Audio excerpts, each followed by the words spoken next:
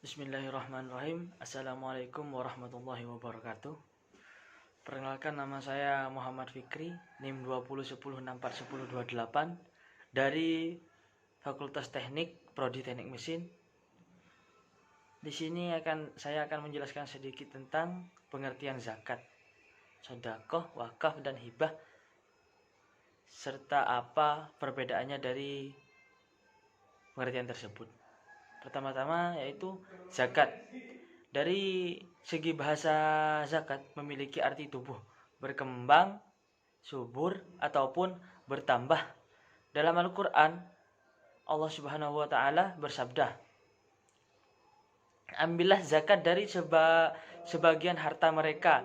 Dengan zakat itu, kamu membersihkan dan mensucikan mereka, dan berdoalah untuk mereka.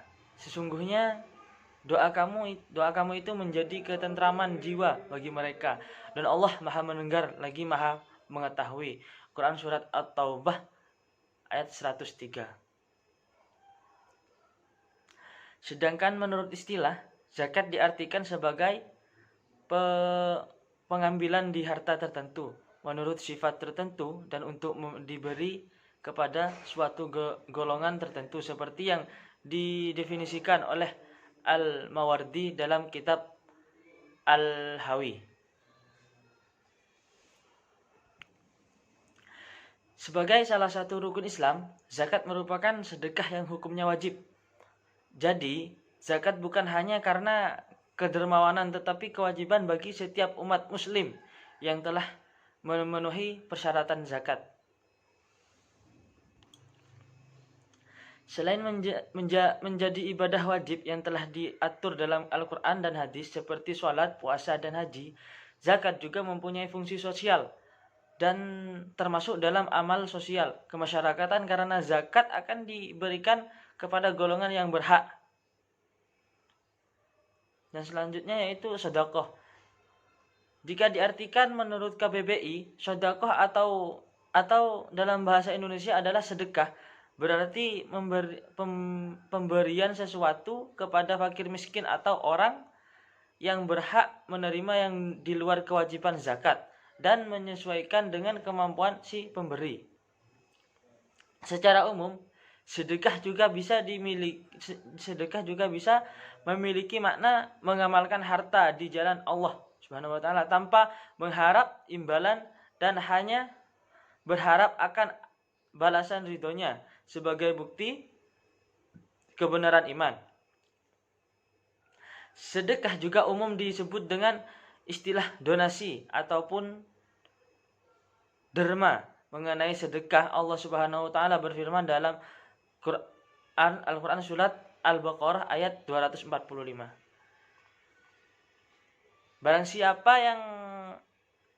siapa yang mau memberikan pinjaman kepada Allah, pinjaman yang baik, menafkahkan harta di jalan Allah, maka Allah akan melipat gandakan pembayaran kepadanya dengan limpah ganda yang banyak, dan Allah menyempitkan dan melapangkan rezeki, dan kepadanya lah kamu dikembalikan.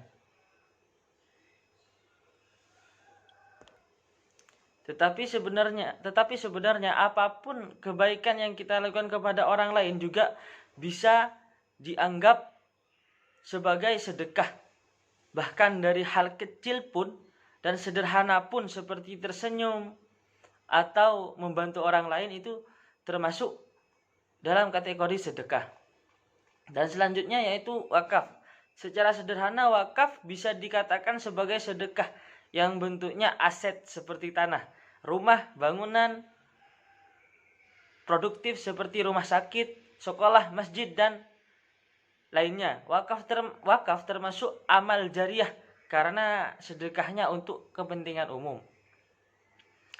Harta yang akan diwakafkan nilainya tidak boleh berkurang serta tidak boleh diwariskan maupun dijual. Hal ini karena pada dasarnya kepemilikannya atas harta tersebut sudah diserahkan kepada Allah Subhanahu wa Ta'ala atas nama umat. Dalam berwakaf terdapat syarat-syarat yang harus dipenuhi.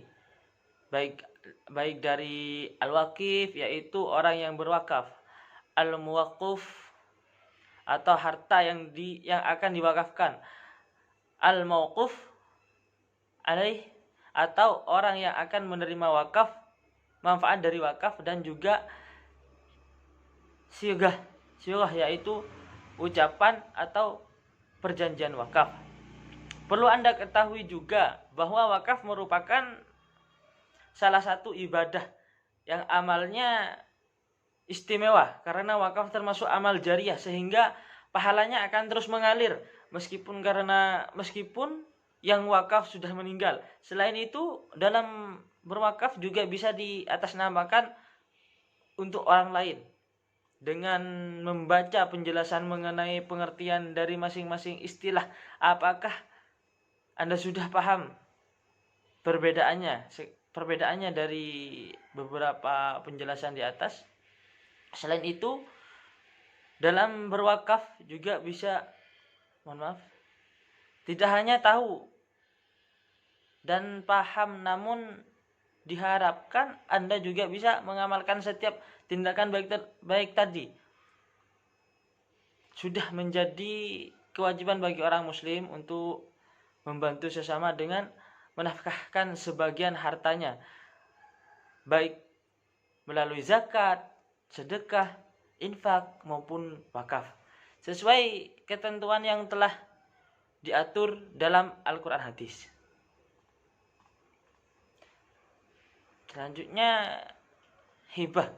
Secara bahasa, hibah adalah pemberian atiyah, sedangkan menurut istilah, hibah yaitu akad yang menjadikan kepemilikan tanpa adanya pengganti ketika masih hidup dan dilakukan secara sukarela. Di dalam syarak sendiri menyebutkan hibah mempunyai arti akad yang pokok. Persoalannya, pemberian harta milik seseorang kepada orang lain di waktu dia masih hidup tanpa adanya imbalan. Apabila seorang memberikan hartanya kepada orang lain untuk dimanfaatkan tetapi tidak diberikan kepadanya hak kepemilikannya, maka harta tersebut disebuti arah pinjaman.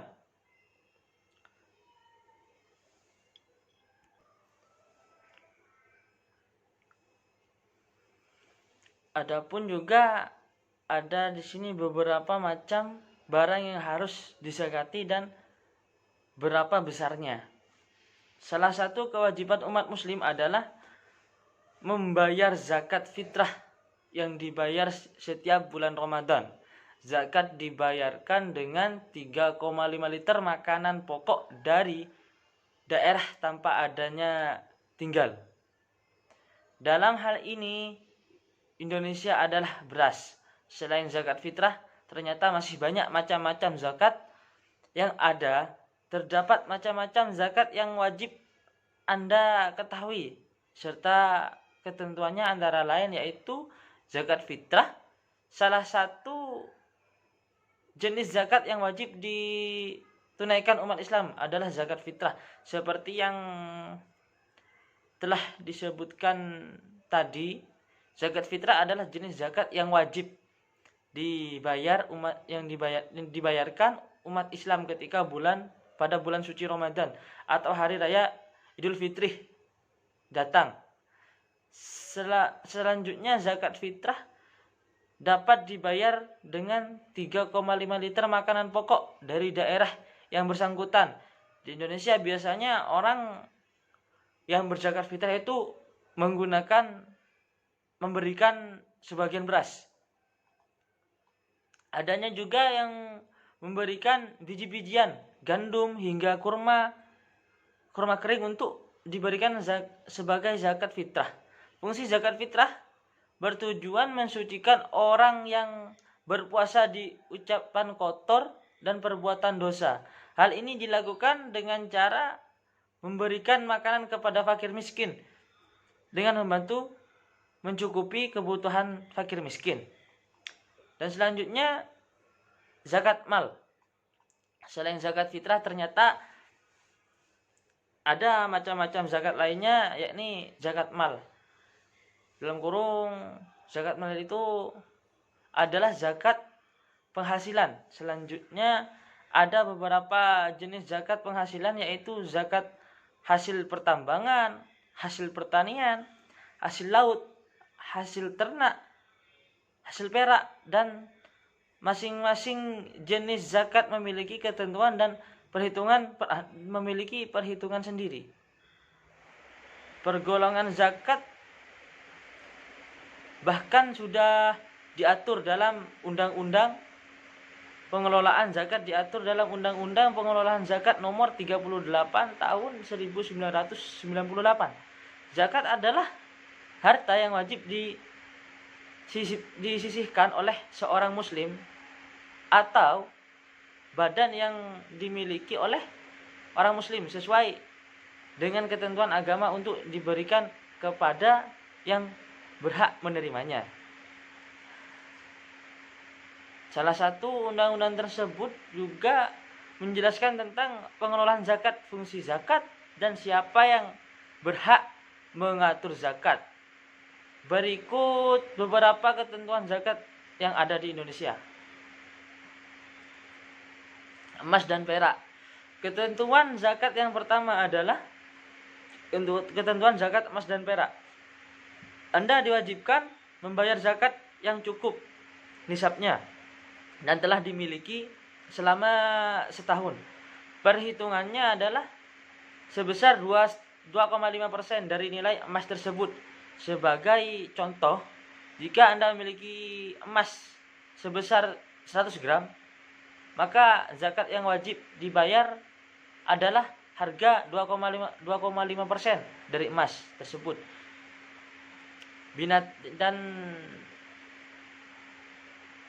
Binatang ternak, selanjutnya zakat penghasilan yang harus Anda bayarkan adalah hasil ternak. Hewan ternak yang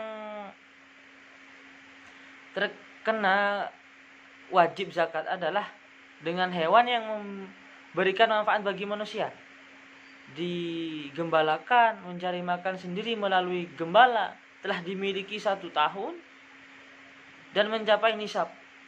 Masing-masing hewan ternak berbeda-beda.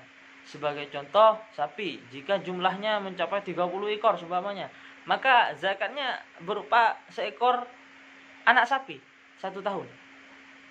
Dan selanjutnya ada zakat pedagang atau tijroh. Zakat pedagang atau zakat tirokat, yaitu zakat yang berkaitan dengan komoditas perdagangan. Zakat ini memiliki ketentuan, yakni diambil dari modal dan hitung dari total penjualan barang sebesar 2,5%. Anda bisa membayarkan uang dengan seharga nilai tersebut atau berupa barang dagangan. Itulah macam-macam zakat dan ketentuan yang ada di Indonesia. Lebih lanjut, Anda juga bisa memilih asuransi jiwa syariah. Perbedaan utama antara asuransi jiwa syariah dengan asuransi jiwa konvensional terletak pada konsep dasar dan cara pengelolaan dana yang sesuai dengan prinsip-prinsip syariah.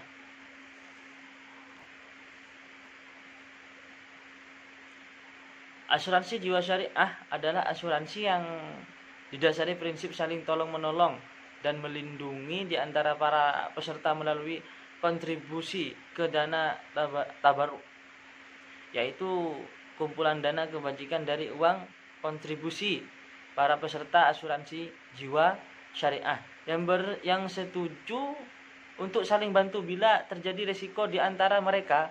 Dana ini kemudian dikelola sesuai prinsip syariah dan di bawah pengawasan Dewan Syariah untuk menghadapi risiko tertentu. Terdapat sebagai macam produk asuransi jiwa syariah yang bisa Anda pilih di sini.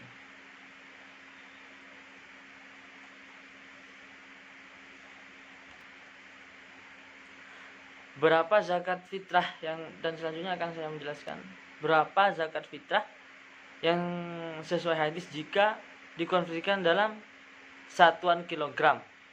Dari Abdullah bin Umar radhiyallahu an, beliau mengatakan Rasulullah SAW mewajibkan zakat fitrah untuk lelaki dan wanita, orang merdeka maupun budak, berupa 1 sak kurma atau 1 sak gandum. Dalam hadis lain dari Abu Sa'id Al-Khudri radhiyallahu an, dulu kami menunaikan zakat fitrah dengan 1 sak bahan makan atau 1 sak gandum atau 1 sak kurma atau 1 sak keju atau 1 sak anggur. Hadis riwayat Bukhari 1506 dan Muslim 2330. Dalam hadis ini disebutkan secara tegas bahwa kadar zakat fitrah adalah 1 sak bahan makanan. Di sini akan saya menjelaskan apa itu sak. Sak adalah ukuran takaran, bukan timbangan. Ukuran takaran sak yang berlaku di zaman Nabi Shallallahu Alaihi Wasallam adalah sak masyarakat Madinah, yang itu setara dengan 4 mud. 1 mud adalah ukuran 1 cakupan penuh 2 telapak tangan normal yang digabungkan, dan demikian 1 sak adalah 4 kali cakupan penuh 2 telapak tangan normal yang digabungkan. Mengingat sak adalah ukuran takaran umumnya, ukuran ini sulit untuk disertakan dalam kurung dikonversi ke dalam ukuran berat, karena nilai berat 1 sak itu berbeda-beda tergantung berat jenis benda yang ditakar. 1 sak tepung memiliki berat yang tidak sama dengan berat 1 sak beras. Oleh karena itu, yang ideal ukuran zakat fitrah itu berdasarkan takaran, bukan berdasarkan timbangan. Hanya saja alhamdulillah melalui kajian para ulama, Allah memudahkan kita untuk menemukan titik terang masalah ukuran ini. Para ulama telah melakukan penelitian bahwa 1 sak untuk beras dan gandum beratnya kurang lebih 3 kg.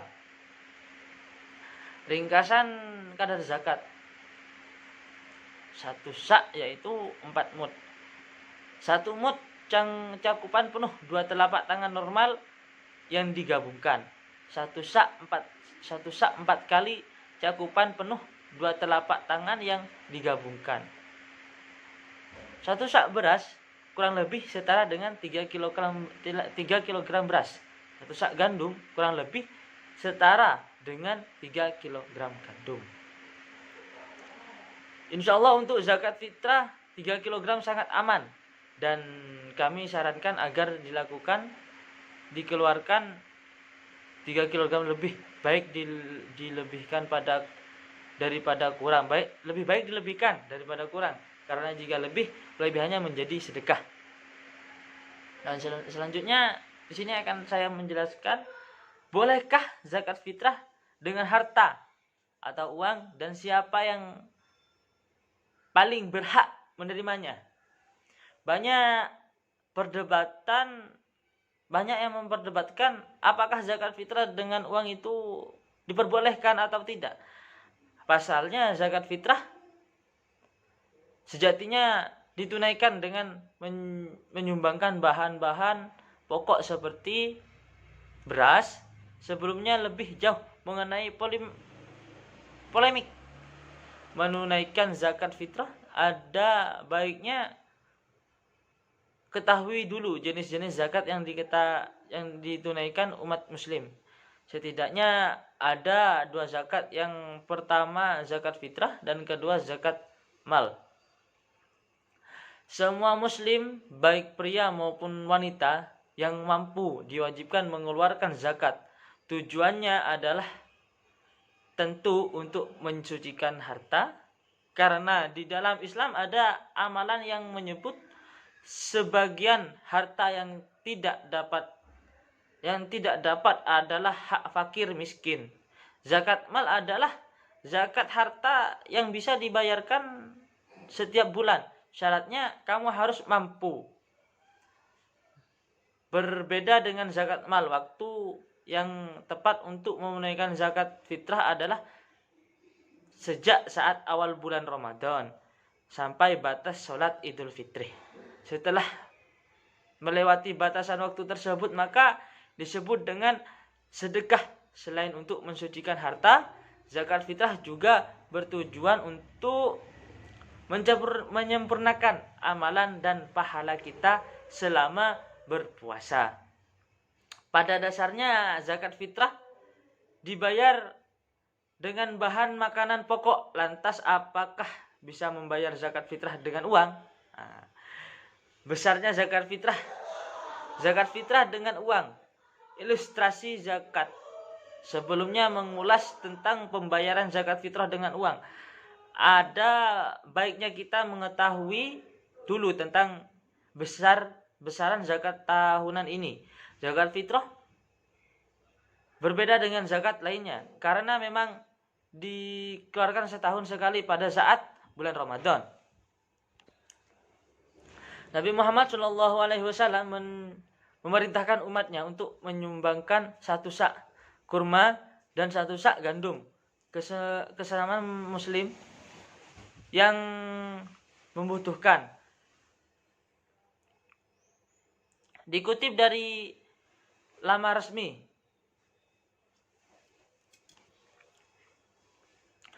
membayar zakat fitrah dengan uang.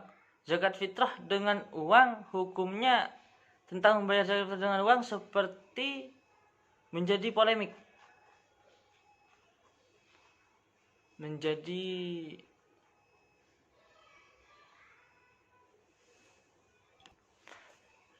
Dilansir dari situs Dompet Duafa, pedagang ulama pun terbagi menjadi 3. Beberapa ulama ada yang mengatakan bahwa hal itu dilarang, kemudian beberapa mengatakan boleh, dan beberapa lagi menyebutkan boleh kalau ada kemaslahatan.